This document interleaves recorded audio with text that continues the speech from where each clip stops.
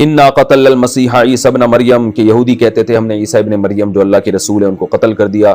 قرآن نے حضرت عیسیٰ علیہ السلام کی حیات کا عقیدہ واضح طور پر بیان کیا اور امت کا اجماعی عقیدہ ہے، جس کی تفصیل میں تفسیر میں بیان کر چکا ہوں۔ تو حیات عیسیٰ پر بھی آیتیں بہت زبردست دلیل ہیں۔ اب سوال یہ پیدا ہوتا ہے، یہاں ایک علمی نقطے کی بات ہے کہ اس میں حکمت کیا تھی، کیونکہ اللہ کہہ رہے میں نے ان کو آسمانوں کی طرف اٹھا لیا، وکان اللہ عزیزا حکیما، اللہ زبردست غالب بھی ہے کہ تم اس اٹھانے پر پریشان نہ ہو، حیران نہ ہو کہ یہ کیسے ہو گیا۔ تو ٹھیک ہے اللہ ہم مانتے ہیں تیری قدرت ہے، لیکن کوئی حکمت تو ہوگی، کیونکہ آج سے پہلے تو نے کبھی ایسا کیا نہیں ہے کہ کسی کو زندہ آسمانوں پہ اٹھایا ہو، اور نہ اس کے بعد ایسا کیا، تو یہ اس میں کیا حکمت تھی؟ تو یہ حکمتیں ہمیں حدیث سے پتہ چلتی ہیں۔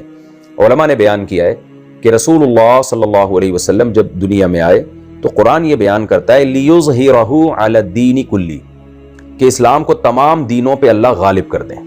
یہ بڑی حکمت تھی نبی کے دنیا میں آنے کی۔ تو اسلام دنیا میں پھیل جائے، پھل پھولے۔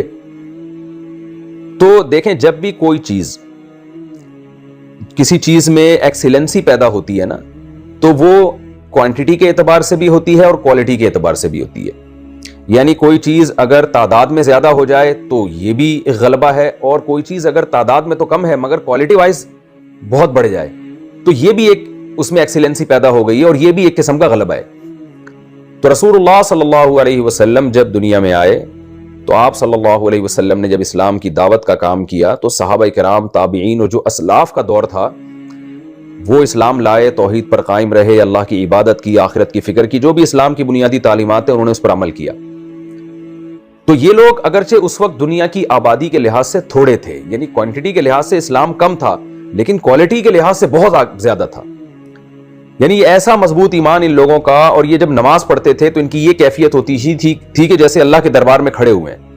حضرت عثمان کا واقعہ ہے نا مصنف ابن ابی شیبہ میں، ایک رکعت میں پورا قرآن پڑھ لیا کرتے تھے حجر اسود کے سامنے۔ آپ کو اسلاف کی عبادتیں ملیں گی، ہم حیران ہو جاتے ہیں آج یہ سن کے، امام بخاری کس قدر عبادت گزار تھے، امام حنیفہ کیسے عبادت گزار، امام شافعی کیسے عبادت گزار، اور پوری رات اللہ کے سامنے رونا۔ امام ابو حنیفہ نے ایک رات یعنی ایک آیت پڑھتے پڑھتے پوری رات گزار دی۔ سورہ یاسین کی آیت ہے وَامْتَازُوا الْيَوْمَ أَيُّهَا الْمُجْرِمُونَ، قیامت کے دن اعلان ہوگا کہ اے مجرمو آج تم نیک لوگوں سے الگ ہو جاؤ۔ تو آپ پر ایسا اللہ کے خوف کا غلبہ ہوا کہ اسی آیت کو پوری رات دہراتے رہے۔ تو ایسے واقعات امام شافعی سے بھی، امام مالک سے بھی، اور صحابہ کرام سے بھی، تابعین سے بھی مروی ہیں کہ ان کی نماز میں ایک الگ کیفیت بنتی تھی اور بے انتہا عبادت گزار۔ حضرت حسن رضی اللہ تعالی عنہ نے 20 مرتبہ کوفہ سے بیت اللہ کی طرف چل کے حج کیا ہے پیدل۔ کس طرح حوصلہ، جبکہ آپ ان کے دوسرے کام دیکھیں، میدان جہاد میں بھی ہیں، سیاست میں بھی ہیں، اور سخاوت بھی ہے، اور گھر بھی سنبھالنا ہے۔ تو سخاوت کی ایسی مثالیں ملتی ہیں حضرت حسن کی، حضرت حسین کی، آج عقل حیران ہوتی ہے۔ یعنی 100 باندیاں گفٹ کر دینا کسی کو، اور پورے باغ خرید کے گفٹ کر دینا، صدقہ کر دینا۔ تو یعنی وہ ایسا دور تھا کہ ہم اور آپ اس کا تصور بھی نہیں کر سکتے۔ یعنی خیر اپنی انتہا کو پہنچی ہوئی تھی، جو بھلائی تھی نا وہ اپنی انتہا کو پہنچی ہوئی تھی، اللہ کے لیے قربانیوں کے جذبے۔ تو حضرت عبداللہ ابن مبارک رحمہ اللہ تعالی جو امام ابو حنیفہ کے شاگرد ہیں اور بہت بڑے محدث ہیں، 4 مہینے تجارت کرتے سال میں، اور پھر کیا کرتے، 4 مہینے علم حاصل کرتے اور 4 مہینے میدان جہاد میں گزارتے۔ یعنی کس طرح سے اسلام کے لیے بھی خدمت ہو رہی ہے، تجارت بھی کر رہے ہیں اور علم بھی حاصل کر رہے ہیں۔ تو یہ آپ کو، یعنی اگر آپ ان کے واقعات پڑھنا شروع کریں نا اسلاف کے، آپ کو لگے گا کہ یہ معاذ اللہ کس سے کہانی ہے، یعنی کیونکہ ہم تو ہمارا تو وہ لیول ہی نہیں ہے نا۔ تو جبکہ یہ مستند ذرائع سے ہم تک یہ خبریں پہنچی ہیں، میدان جہاد میں کیا کیا ان کے جذبات تھے۔ تو اسلام میں جو ایکسیلنسی پیدا ہوئی ہے نا کوالٹی کے لحاظ سے، وہ تو الحمدللہ ہو چکی ہے رسول اللہ صلی اللہ علیہ وسلم کے دور میں، لیکن کوانٹٹی کے اعتبار سے، یعنی ساری دنیا مسلمان ہو جائے، یہ کام نبی صلی اللہ علیہ وسلم کے دور میں نہیں ہوا اور اب تک نہیں ہوا۔ اس کام کے لیے اللہ نے عیسیٰ ابن مریم کو منتخب کیا ہے کہ وہ قرب قیامت میں نازل ہوں گے، جہاد کریں گے، تبلیغ کریں گے، جس کا رزلٹ یہ ہوگا کہ پوری دنیا مسلمان ہو جائے گی، جیسے کہ قرآن و سنت سے ہمیں یہ بات واضح طور پہ پتہ چلتی ہے کہ پوری دنیا میں اسلام پھیل جائے گا، یعنی کوانٹٹی وائز بھی اسلام پوری دنیا میں نافذ ہو چکا ہوگا۔ تو اللہ کے نبی کو جس مقصد کے لیے اللہ نے بھیجا تھا، اس مقصد کی تکمیل حضرت عیسیٰ ابن مریم کے ذریعے ہوگی۔ تو یہ وجہ ہے کہ اللہ نے عیسیٰ علیہ السلام کو آسمانوں پہ اٹھایا ہوا ہے، یہ اللہ کی حکمت ہے۔ اب سوال یہ پیدا ہوتا ہے کہ اس کے لیے عیسیٰ ابن مریم کا انتخاب کیوں کیا گیا؟ کیونکہ اللہ نے کہا نا میں حکمت والا ہوں، تو ظاہر ہے جو کچھ بھی ہو رہا ہے وہ حکمت پر مبنی ہو رہا ہے، حکمت سے ہٹ کے کچھ نہیں ہو رہا۔ تو عیسیٰ ابن مریم کا انتخاب سرسری غور سے ہمیں معلوم ہوتا ہے کہ دو وجہ سے حضرت عیسیٰ علیہ السلام کا انتخاب کیا گیا ہے۔ ایک وجہ تو یہ کہ اللہ کی عادت ہے کہ اللہ جس پیغمبر کو جو معجزے دیتے ہیں وہ اس زمانے کے حساب سے دیتے ہیں۔ اللہ نے موسیٰ علیہ السلام کو ایسا معجزہ دیا کہ لاٹھی سانپ بنے۔ اس زمانے میں یہ کام جادوگر کیا کرتے تھے۔ جادوگر ایسا کرتے تھے جیسے جادوگروں میں ہوتا ہے نا کہ ہاتھ نکالا روشن کر دیا، آج بھی اس قسم کے آپ کو شعبدے ملتے ہیں، اور اس چیز کو یہ بنا دیا۔ تو اللہ نے حضرت موسیٰ علیہ السلام کو ایسا معجزہ دیا کہ جس سے جادوگروں کا زور تھا اس زمانے میں، کہ جادوگر خود گواہی دیں کہ یہ جادوگر نہیں ہے، کیونکہ جادو کا زور تھا۔ لوگ سمجھتے تھے جادو کی حقیقت کیا ہے، کہ جادو کے زور سے لاٹھی کو سانپ بنایا نہیں جا سکتا، دکھایا جا سکتا ہے کہ یہ سانپ ہے، حقیقت میں نہیں بنایا جا سکتا۔ تو اللہ نے حضرت موسیٰ کو ایسا معجزہ دیا کہ جادوگروں نے گواہی دی بھائی یہ جادو نہیں ہے۔ تو چونکہ جادوگر ہی سمجھ سکتے تھے جادو کو، تو بڑی تعداد میں جادوگر تھے اس زمانے میں، ہر آدمی کوشش کرتا تھا جادو کا فن سیکھے۔ تو اللہ نے حضرت موسیٰ علیہ السلام کو وہ معجزہ دیا کہ جادوگر خود پہچان سکیں۔ ظاہر ہے وہ جو جس فیلڈ کا ماہر ہی نہیں ہے وہ کیسے پہچانے گا کہ یہ جادو ہے یا حقیقت ہے۔ عیسیٰ علیہ السلام کے دور میں طب کا بڑا عروج تھا۔ یہ حکیم جالینوس اور اس طرح کے جو حکیم آج کل جن کے نام باقی رہ گئے نا، یہ اسی دور کے ہیں۔ طب کا یعنی میڈیکل سائنس آپ جسے کہہ سکتے ہیں، کہ بڑے بڑے حکیم دنیا میں وجود میں آ گئے تھے، ریسرچ کر کے تجربے کر کے جڑی بوٹیوں پہ۔ تو کچھ بیماریاں ایسی تھیں کہ سارے حکیم کہتے تھے کہ ان بیماریوں کا علاج ناممکن ہے، کوئی بھی نہیں کر سکتا۔ مثال کے طور پر جو بندہ پیدائشی نابینا ہو، جو بچہ پیدا ہی ہوا آنکھوں کے بغیر، اس کی بینائی ناممکن ہے کسی دوا سے آ جائے۔ کوڑ کے مریض کا علاج تھا ہی نہیں، اور جو پیدائشی جس کے سر پہ بال نہ ہو اس کا نہیں ہو سکتا، اس کے نہیں بال آتے تھے۔ جو حکیم ساری دنیا کے متفق تھے اور آج بھی متفق ہیں کہ جو مر گیا نا اس کو زندہ نہیں کیا جا سکتا کوئی معجون کھلا کے یا کوئی ٹیکا لگا کے، مر گیا تو مر گیا۔ اسی طرح بے جان چیز کو میڈیکل سائنس جاندار نہیں بنا سکتی، آج بھی میڈیکل سائنس یہ کہتی ہے، اس زمانے میں بھی حکیم کہتے تھے بھائی کوئی ایسی دوا نہیں ہے کہ آپ کسی مردے میں جان ڈال دیں۔ تو اللہ نے ایسے معجزے حضرت عیسیٰ علیہ السلام کو دیے جو اس زمانے کی سائنس کو ان معجزوں نے چیلنج کیا۔ ادھر مردے کو کہہ رہے ہیں قم باذن اللہ، اللہ کے حکم سے کھڑا ہو جا، اور مردہ زندہ ہو کے کھڑا ہو گیا۔ ادھر پرندے کا پتلا سا بنایا، مورتی بنائی، اس میں کہا کہ روح پھونکی، پھونک لگائی اور وہ اڑنا شروع ہو گیا۔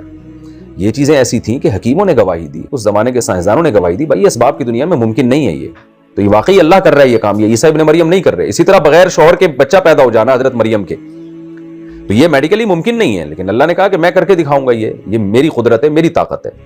اور اس طرح کے جتنے معجزے، کوڑ کے مریض کو حضرت عیسیٰ علیہ السلام، کہا جاتا ہے کہ جتنے معجزے حضرت عیسیٰ کو دیے گئے ہیں شاید کسی اور پیغمبر کو اتنی تعداد میں معجزے نہیں دیے گئے، اور وہ تمام معجزے ایسے تھے جو سائنس کو اور طبیبوں کو، ڈاکٹروں کو چیلنج کر رہے تھے۔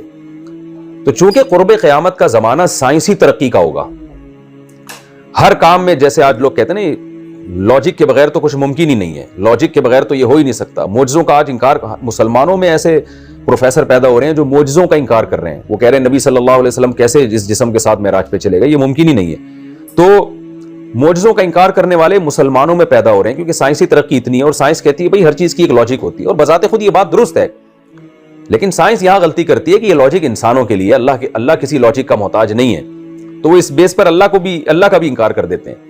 تو اللہ نے عیسیٰ ابن مریم کو قرب قیامت میں جو منتخب کیا کہ یہ اس دور میں نازل ہو کر اسلام کا دنیا میں بول بالا کریں گے، تو ایک بہت بڑی حکمت اس میں یہ تھی کہ ایسے پیغمبر کی سلیکشن ہو رہی ہے جو آتے ہی سائنس کو چیلنج کرنا شروع کر دیں گے، مردوں کو زندہ کریں گے، اور پیدائشی نابینا کی آنکھیں واپس لوٹا دیں گے، پتلے میں پتلا بنا کے پھونک ماریں گے، وہ جان پڑ جائے گی اس میں۔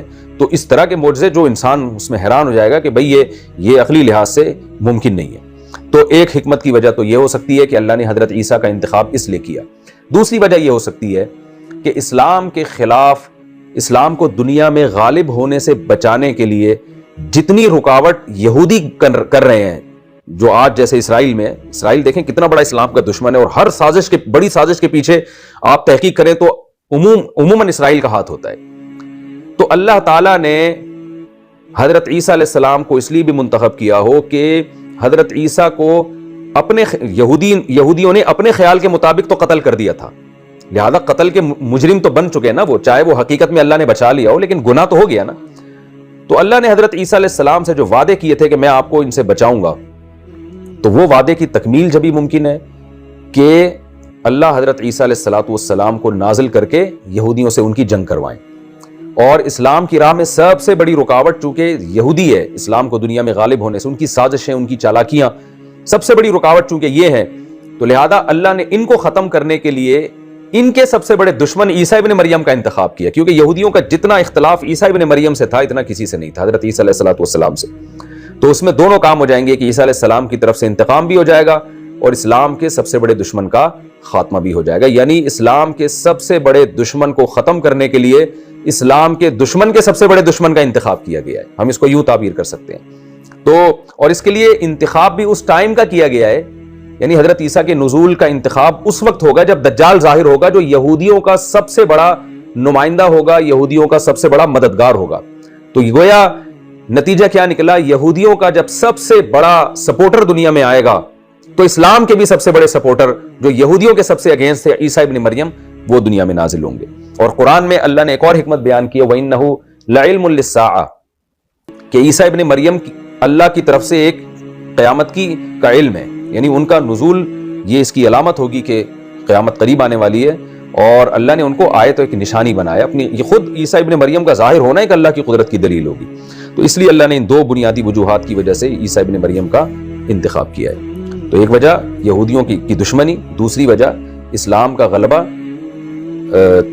دوسری وجہ ان کے معجزے کہ وہ سائنس کو چیلنج کریں گے، وہ معجزے.